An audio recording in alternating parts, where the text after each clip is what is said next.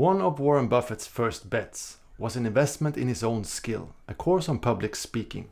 This enabled him to become an excellent teacher and communicator. And by continuing to teach at the university, he refined his communication skills and also developed his ideas around investing. Since then, he has held 61 annual meetings for Berkshire Hathaway, his investment company, and has attracted thousands of people who have been interested in listening to his ideas about investing and philosophies about life.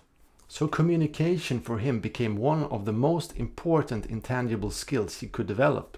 And to me that demonstrates how important communication is and what a valuable skill that is. Investor Mohnish Pabrai, he also shared that one of the most important classes he took at the university was on public speaking. So then the question is, if communication is such a valuable skill, how do we develop it? Here are 6 ways how I have improved my communication skills.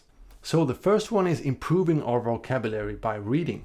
If we study how great writers have used words, we can follow in their footsteps and do the same. We don't need to invent the wheel ourselves, so to speak. We can just learn how they have done this and do the same. And one key here is to choose authors that really have stood the test of time, that have made a mark in the history of language, so to speak. Because if we could learn 10% of their skill, that would be an enormous development of our own skills.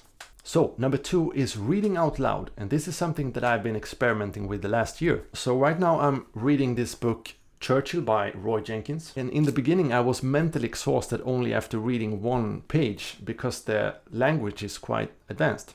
But now it's just a fun game. And if you find it strange reading out loud by yourself, you could take turns reading to your partner and you could take 1 page each and read to each other. I preferably like English literature because I really like how they use the English language. Number 3 is copying out great books and text by hand.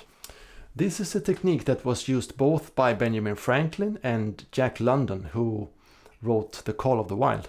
They thought that a great way to learn how to write and to use words was to follow in the footsteps of great authors and copying out their texts by hand. This has helped me enormously, and I find that I learn and develop not actively needing to think about the actual learning process. I simply copy out a page of text, and I know that just by doing that, that will start to seep into how I use words. Number 4 is recording myself while speaking. And I find that when I started my first YouTube channel about 10 years ago, I automatically started to improve how I was communicating. So I needed to use words that were understood by other people. And I can admit that the main goal of recording these videos is to further develop my communication skills. Number 5, teaching. I found that in any situation where I have taught another person or a group of people, I get direct feedback if the words I'm using, if they work. I can see directly if the person understood what I was trying to explain. If they look puzzled, I need to try again.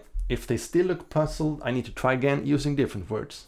Not until I can really see that they understood what I was trying to explain, then I have succeeded. And this process becomes an excellent practice in the use of words.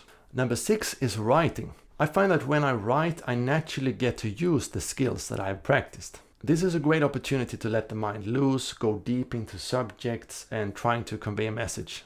When I write, I also find that I think more clearly, and I also find that it affects which words I use when I speak. Some people think that the more words they use while speaking and communicating, the better. But I actually think the opposite. We should be able to convey our message in the fewest words possible, then we are effective communicators. Since the listener has a limited attention span, we need to choose our words wisely. And if we can convey our message in fewer words, we should. So we should speak, but we should probably speak less. I hope you found this helpful. If you're trying out reading out loud, it would be fun to hear how it's going for you and how it affects your speaking. Have a great week everyone, and see you next week.